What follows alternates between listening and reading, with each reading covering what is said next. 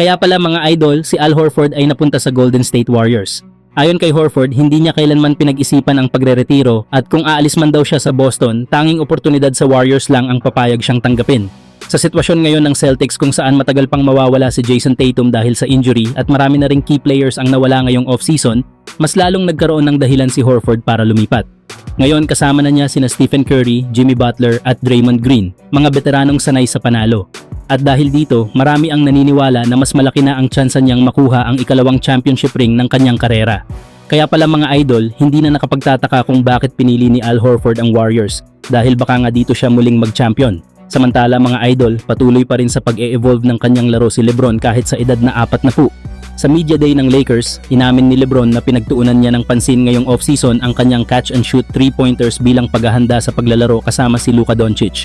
Ayon kay LeBron, gusto niyang mas maging epektibo kahit wala sa kanya ang bola dahil alam niyang si Luka at Austin Reeves ang madalas magdala ng opensa. Kaya ngayong paparating na season, asahan nating mas magiging deadly si LeBron sa labas, handang tumira agad kapag open.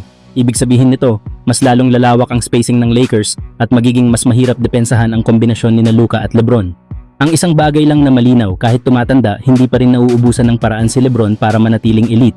Kayong mga idol, excited na ba kayong makita ang bagong version ni LeBron James sa Lakers? Samantala Jared Vanderbilt at Marcus Smart, dalawang manlalarong hindi laging makikita ang galing sa stat sheet pero ramdam mo agad ang presensya kapag nasa loob ng court.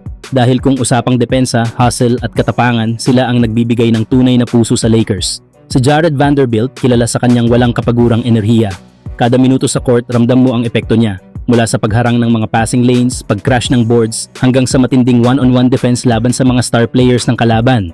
Hindi man palaging mataas ang puntos niya pero yung effort at intensity, game changer sa bawat possession. Samantala, si Marcus Smart naman ay nagbibigay ng championship experience at leadership na bihira mong makita sa mga role players. Isang dating Defensive Player of the Year, kilala si Smart sa kanyang matinding determinasyon at pagiging vocal leader sa depensa. Ang kombinasyon ng kanyang disiplina, grit at veteran presence ay nagbibigay sa Lakers ng kakaibang defensive identity na matagal nang hinahanap ng koponan. Kapag parehong nasa 100% ang kalusugan ni Vanderbilt at Smart, magiging napakahirap talunin ng Lakers. Sila ang mga X-factor na kayang magbago ng takbo ng laro, mga sandatang hindi mo agad mapapansin sa highlights pero mararamdaman mo sa resulta. Kayo mga idol, sa tingin nyo ba sapat na ang kombinasyon ng Vanderbilt at Smart para tuluyang dalhin ang Lakers sa tuktok ngayong season?